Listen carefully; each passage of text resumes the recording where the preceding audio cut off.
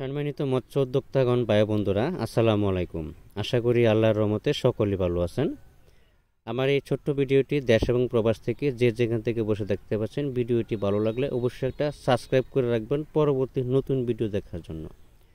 আজকে আমি আলোচনা করব গ্রাস কাপ মাছের সম্পর্কে।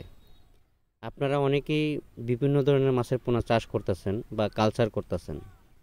এই মাছের সাথে যদি মিশ্র করেন বা এককভাবে করেন, যারা চাষ করতেছেন চাষি ভাইরা যদি কিছু কিছু করে গ্রাস কাপ মাছের পোনা ছেড়ে দেন, হয়তো বা চারপাশের ঘাস বা ময়লা আবর্জনা বা কচুরিপানা, নিচের শ্যাওলা, এগুলি কিন্তু এই মাছগুলো খেয়ে দ্রুত বড় হয়।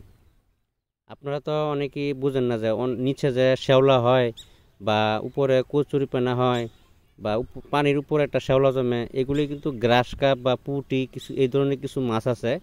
এই মাছগুলো পুকুরে ছাড়লে এই ধরনের ময়লাগুলো খেয়ে ফেলে। আরেকটা হলো ব্লাড কাপ, এটা হলো পুকুরের নিচে শামুক খায়, ওটা হলো অন্য মাছ।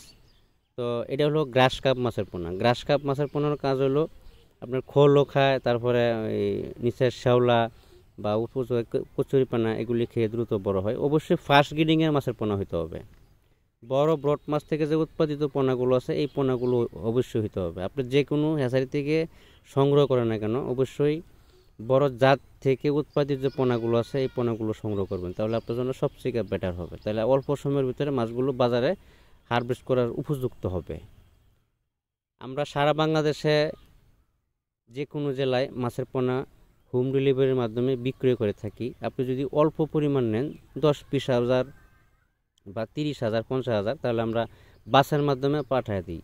আপনি বাসের থেকে রিসিভ করে নিয়ে যাবেন। আর যদি লাখ বা 2 লাখ 3 লাখ এভাবে নেন, তাহলে আমরা একটা পার্সোনাল গাড়ি নিয়ে তারপরে আপনার জায়গায় মাছ পৌঁছে দিয়ে থাকি। আপনি সরাসরি ইচ্ছা করলে আমাদের হ্যাচারিতে সরাসরি হ্যাচারি ভিজিট করে তারপরে মাছের পোনাগুলো সংগ্রহ করতে পারবেন আপনার মন মতো।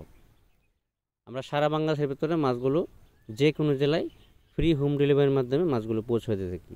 ভিডিওটি ভালো লাগলে অবশ্যই একটা সাবস্ক্রাইব করে রাখবেন পরবর্তী নতুন ভিডিও দেখার জন্য। আজকে এ পর্যন্তই। সকলে ভালো থাকবেন। আল্লাহ হাফেজ।